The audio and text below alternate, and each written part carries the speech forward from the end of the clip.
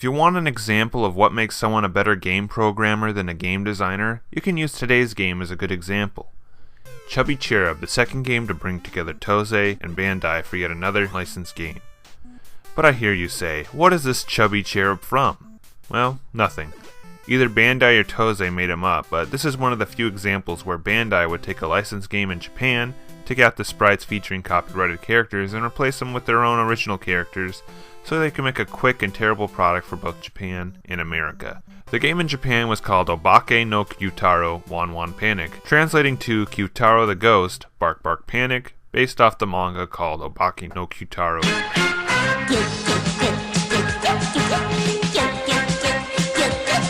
It's a standard children's manga about a shape-shifting ghost getting into slice-of-life adventures created by a duo of manga artists under the pen name Fujiko Fujo. While the comic's original run was 1964 to 1973, a new anime series was created in 1985 and ran until 1987, which gave Bandai all the excuse to produce this game. Last time we covered a Toze Bandai game, it was Muscle Tag Team Match, the wrestling game usually called one of the worst NES games ever. And I'm not trying to say Muscles is a good game, but I think it's 100 times better than Chubby Cherub. Why's that? Well, Toze are contract developers and they're not very good ones. You can get them to recreate several arcade games to the home market with various degrees of quality. What I'm saying is, if you get them to make an original game, something like a wrestling game will turn out a lot better than a game that requires level design, challenge, fun factor, and that's exactly what makes Chubby Cherub worse than Muscle.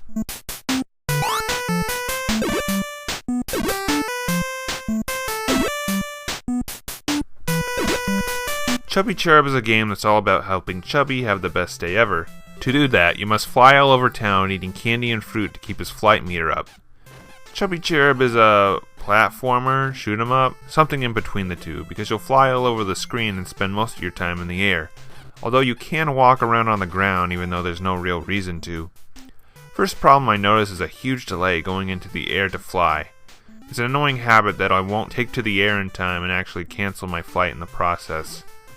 The town's unfortunately overrun by vicious dogs that'll bark at you if you get too close and cause Chubby to lose a life. This is lifted straight from the Q-Taro comic where Q-Taro himself had a dog phobia. To solve that problem, Chubby can eat a lollipop that'll give him something called his Gao Gao meter so he can shoot back at the dogs. But man, Toze made these dogs a little too unfair.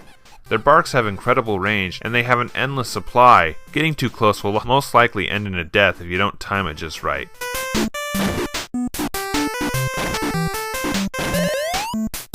Meanwhile, Chubby's shooting range is just as I expected.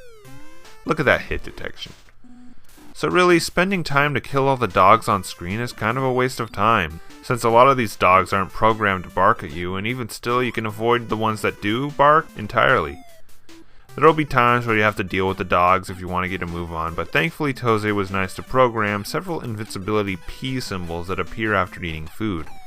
Honestly, I find Chubby Cherub a difficult game, but not a challenging one. The only challenge is trying to avoid the dogs and other hazards which flood the screen. Other than this part of the stage where they make you stop to eat all the food and collect some random item, almost everything can be avoided if you have some good luck and eat all the food while you're at it.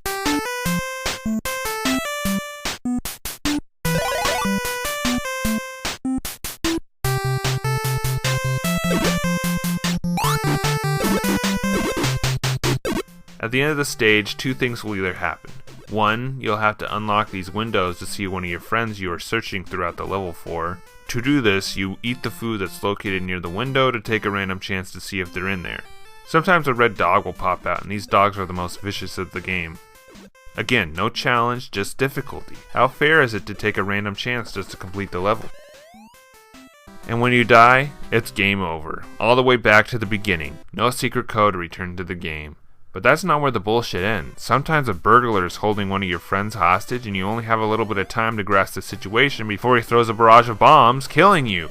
What you need to do is collect the bony drops, which will then summon a dog who will knock out the burglar if you manage to throw the bone on him. Getting to this bone your first time probably takes a few attempts and on a few lives isn't very pretty. Quite frankly, I prefer the random windows. Also, who's this? Strawberry Chubby Cherub? Later in the game, your ability to shoot the Gao is for some reason taken away, and the game really becomes a game of avoidance now, with birds and cats this time.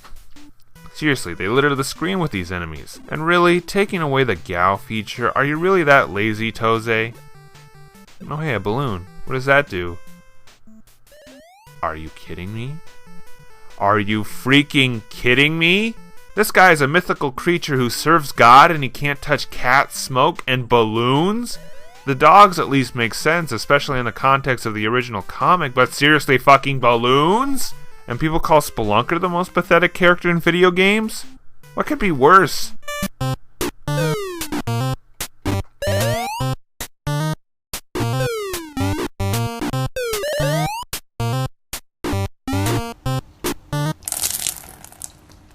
Oh, that's how.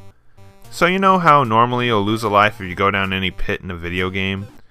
Well, Toze decided to solve this problem by creating essentially purgatory.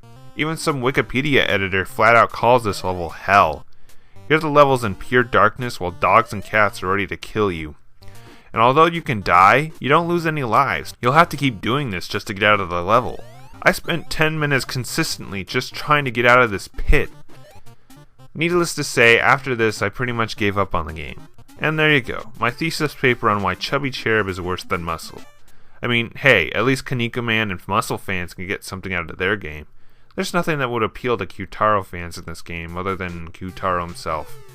Also, Q-Taro fans are like 7, why make the game this difficult? Now I will give one positive about the game, and that's the graphics. They're not the best on the system, but for the time, they pop out and complement the fact that this is based on the comic. Even the time of the day changes throughout the game. It's kinda pointless, but still impressive. The only thing I don't like about the graphics is the new character designs for Chubby and his friends. Chubby's new design looks really punchable, and the less said about that, the better.